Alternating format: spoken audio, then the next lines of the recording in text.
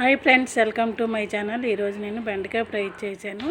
బెండకాయ ఫ్రై జిగురు లేకుండా చేస్తున్నాను చూడండి. కళాయి పెట్టుకొని ఆయిల్ వేసుకొని పోపు దినుసులు, ఉల్లిపాయ ముక్కలు, ఎండుమిర్చి, పచ్చిమిర్చి, ఎల్లిపాయలు, కరివేపాకు అన్నీ వేసుకొని మనం ఫ్రై చేస్తున్నాం. ఫ్రై అయిపోయిన తర్వాత బెండకాయ ముక్కలు అనేది వేసుకుంటున్నాను చూడండి ఫ్రెండ్స్.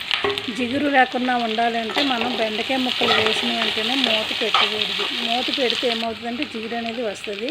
మూత అనేది కనీసం ఒక 5 మినిట్స్ దాకా పెట్టుకుని ఉంటే జిగురు లేకుండా వస్తుంది ఫ్రెండ్స్. ఈ ఫ్రై అనేది చాలా బాగుంటుంది. ఒకసారి చేసి ట్రై చేసి కామెంట్ చేయండి, ఓకేనా? ఇలా చేస్తే టేస్ట్ అనేది చాలా బాగుంటుంది ఫ్రెండ్స్. అలాగే ఒక 2 మినిట్స్ తర్వాత ఒక మూత పెట్టుకున్నాం. అలాగే 2 మినిట్స్ తర్వాత మూత తీసుకున్నాం చూడండి ఫ్రెండ్స్.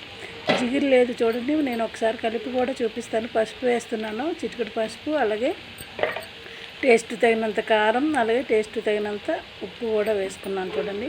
అంటే ఎవరు ఎక్కువ తింటారో వాళ్ళకి తగ్గట్టు కారం వేసుకున్నాం. అవన్నీ వేసుకొని ఒకసారి కలుపుకున్నాం చూడండి. కలుపుతుంటే జిగురు అనేది ఏమీ ఉండదు ఫ్రెండ్స్, బాగుంటుంది.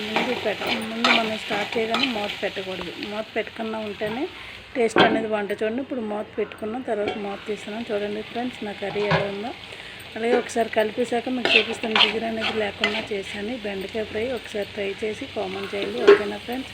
చూడండి ఫ్రెండ్స్, ఈ కర్రీ కానీ మీకు నచ్చినట్టయితే లైక్ చేయండి, షేర్ చేయండి, సబ్స్క్రైబ్ చేసుకోండి, ఓకే ఫ్రెండ్స్? బాయ్.